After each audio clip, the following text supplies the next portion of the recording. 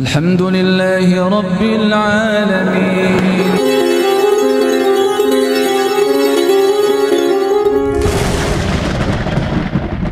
Ya, hanya iman, percaya, yakin tok.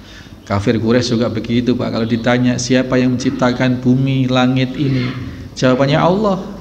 Mereka beriman dalam arti percaya bahwa Allah itu ada, tetapi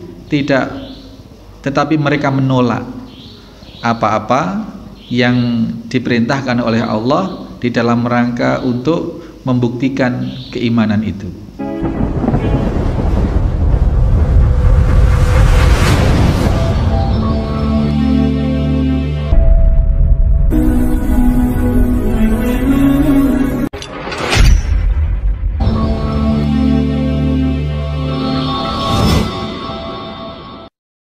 Bismillahirrahmanirrahim. Assalamualaikum warahmatullahi wabarakatuh. Waalaikumsalam warahmatullahi wabarakatuh. Innal hamdalillah nahmaduhu wa nasta'inuhu wa nastaghfiruh wa na'udzu billahi min shururi anfusina wa min sayyiati a'malina. May yahdihillahu fala mudilla lahu wa may yudlil fala hadiya lahu. Asyhadu an la ilaha illallah wahdahu la syarika lah. Asyhadu anna Muhammadan abduhu wa rasuluhu la ba'dah. Allahumma shalli wa sallim wa barik ala Muhammadin wa ala alihi wa sahbihi wa mawalah. Qala Allah Ta'ala, ya ayyuhalladzina amanu taqullaha haqqa tuqatih wa la tamutunna illa wa antum muslimun. Qala Allah Ta'ala, ya ayyuhan nasu taqu rabbakumul ladzi khalaqakum min nafsin wahidah wa khalaqa minha zawjaha wa basa minhuma rijalan katsiran wa nisaa'a wattaqullaha alladzi tasaaluna bihi wal arham innallaha kana 'alaikum raqiba. Ya ayyuhalladzina amanu taqullaha wa qulu qawlan sadida yuslih lakum a'malakum wa yaghfir lakum dhunubakum wa may yuti'illaha wa rasulahu faqad faza fawzan 'adzim.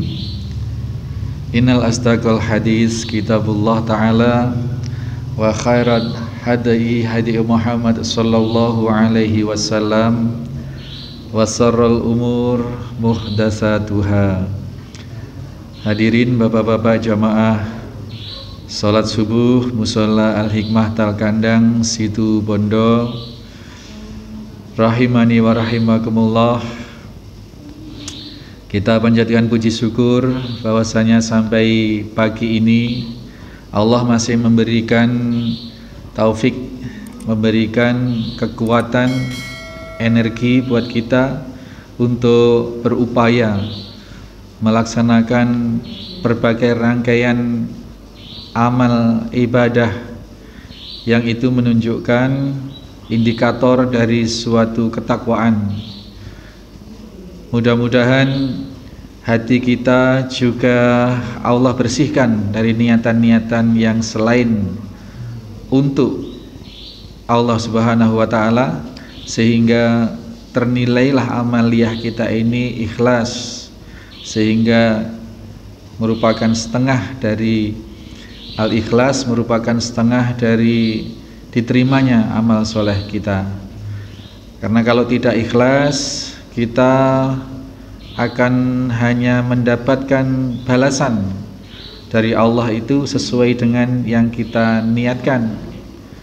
Kalau tidak niatnya demi Allah, atas nama Allah dan Rasulnya, mencapai keridhaan Allah dan syafaat Rasulnya, ya tentu yang kita dapat sesuai dengan apa yang kita niatkan. Mahajaro ilaih.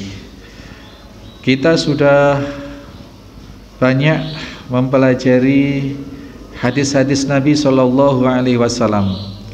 Ini juga merupakan mudah-mudahan satu bentuk komitmen kita, bagaimana kita menjadi umat Muhammad Shallallahu Alaihi Wasallam untuk mengikuti pensyariatan yang beliau bawa sebagai penutup syariat yang diturunkan oleh Allah sejak Nabiullah Adam.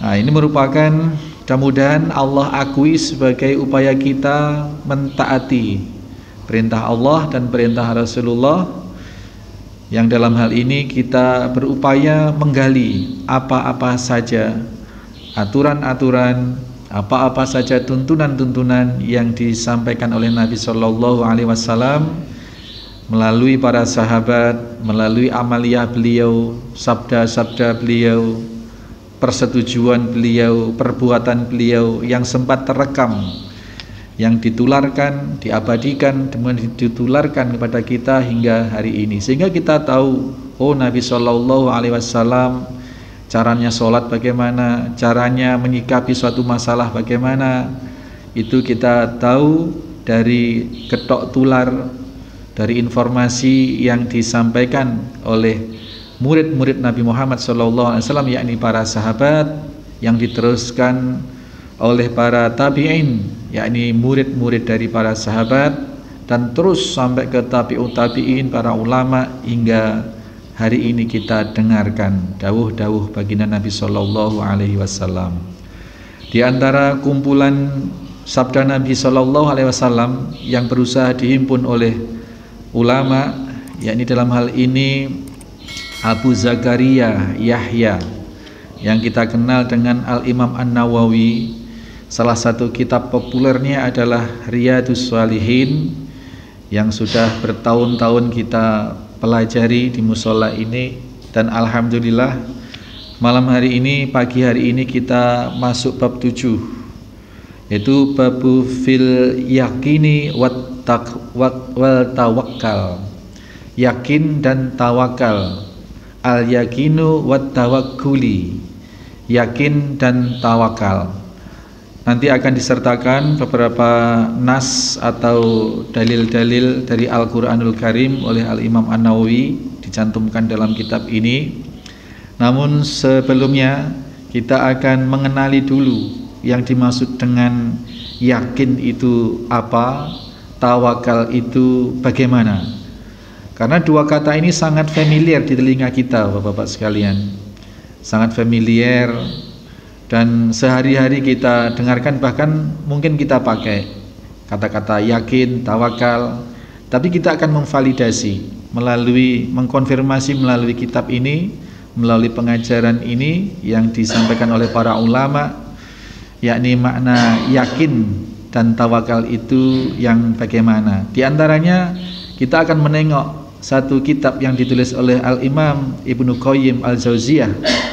Di dalam salah satu kitab beliau, Madarijus Salihin. Jadi ada kitab yang memang secara khusus dikupas oleh Imam Ibnu Qayyim. Beliau ini seorang ulama Syafi'iyah juga, yang menyatakan bahwasanya yakin itu disebutkan wahuwa minal iman, dia merupakan bagian dari iman, bimanzilatir ruh minal jasad. Kedudukan yakin itu di dalam konfigurasi iman adalah sebagaimana ruh di dalam suatu jasad. Jadi yakin itu merupakan ruh atau nyawanya iman. Kalau iman tidak disertai dengan kualitas keyakinan yang memadai, ya akan kosong, sebagaimana jasad tanpa ruh atau tanpa nyawa. Saya beriman kepada Allah, misalkan seperti itu. Beriman kepada para malaikat Allah, beriman kepada kitab-kitab Allah, beriman kepada Rasul, beriman kepada takdir, dan seterusnya. Tapi keimanan ini apabila tidak didasari dengan keyakinan, maka yang terjadi ya percaya tinggal percaya, tetapi tidak ada energi untuk bergerak. Bagaimana sih kalau jasad itu sudah ditinggalkan oleh, atau jasad itu tanpa ruh, ya dia akan diam. Bisa jadi seseorang menyatakan, kalau ditanya atau tidak ditanya, mungkin menyatakan ya beriman pada Allah dan kepada hari akhir. Iya, beriman. Menyatakan percaya Allah ada. Tetapi karena tidak memiliki daya atau energi atau setrum di dalamnya, maka ya dia tidak ngapa-ngapain, ya hanya percaya saja. Ini banyak terjadi, percaya kepada Tuhan, percaya kepada Allah, percaya kepada hari kiamat, tapi nggak ngapa-ngapain. Ini karena tidak ada keyakinan di dalam jiwanya, imannya tidak ada nyawanya. Ini sangat merugi terhadap segala sesuatu, segala sesuatu yang diimani, iman kepada semuanya, iman kepada rukun iman, iman semuanya, tetapi tidak lantas menimbulkan action. Bagaimana kalau sudah beriman, nah ini tidak melaksanakan atau tidak tergerak atau tidak kemudian bergerak untuk mewujudkan, untuk menyikapi keimanannya itu. Ya hanya iman, percaya, yakin tok. Kafir Quraisy juga begitu, Pak. Kalau ditanya siapa yang menciptakan bumi, langit ini, jawabannya Allah. Mereka beriman dalam arti percaya bahwa Allah itu ada, tetapi mereka menolak apa-apa yang diperintahkan oleh Allah di dalam rangka untuk membuktikan keimanan itu. Tidaklah seseorang mengaku beriman kecuali telah lulus ujian, kurang lebih seperti itu. Di antara ujiannya apa? Kalau kau sudah mengaku beriman, ini ada PR, apa?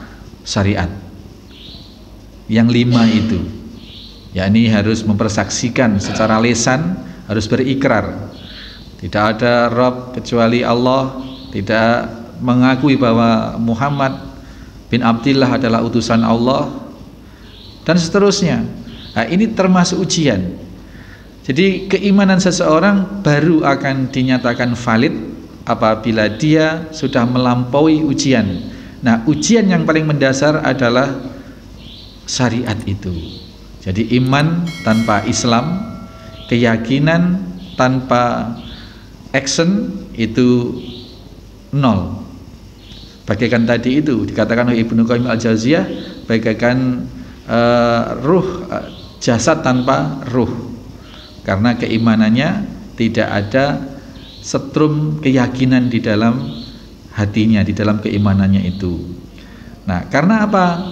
Setiap amaliyah itu, setiap misalkan melaksanakan sholat, berikrar syahadat sekalipun hanya lesan misalkan, kalau tidak digerakkan oleh keyakinan, maka dia tidak akan bisa bergerak gitu. Dan semua amaliyah apabila tidak berdasarkan keyakinan, maka kalaupun dipaksakan untuk bergerak, ya gerakannya seperti robot, gerakannya hanya berdasarkan instruksi. Maka kadang juga orang-orang munafik, orang-orang yang beragama hanya ingin memperoleh pengakuan manusia, ya barangkali ke masjid, ya ke masjid, barangkali ngumpul-ngumpul dalam peribadatan, tetapi tujuannya tidak dalam rangka mewujudkan keyakinan imannya, tetapi karena hal-hal yang lain.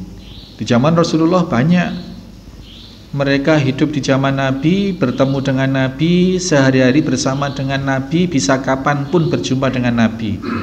Tapi toh mereka juga ada orang-orang yang macam ini. Luarnya ngomong beriman, luarnya ya casingnya bersama-sama dengan para sahabat yang lain, tapi sesungguhnya hatinya kosong dari keyakinan. Nauzubillahi min dzalik. Artinya apa? Kalau kita cerita tentang sahabat, tentang masa Nabi itu di masa-masa ampuhnya, ya, ustadznya, gurunya, kiainya langsung Nabi saja masih ada yang seperti itu. Apalagi sekarang yang sudah 1000-an tahun. Apalagi sekarang sudah ribuan tahun berlalu, ya, sehebat kiai, sehebat ustadz, sehebat ulama macam manapun, namanya potensi kemunafikan itu sangat banyak, sangat mungkin terjadi. Ini jadi Para hadirin sekalian, ini merupakan satu informasi bahwa seperti itulah kenyataan hati manusia.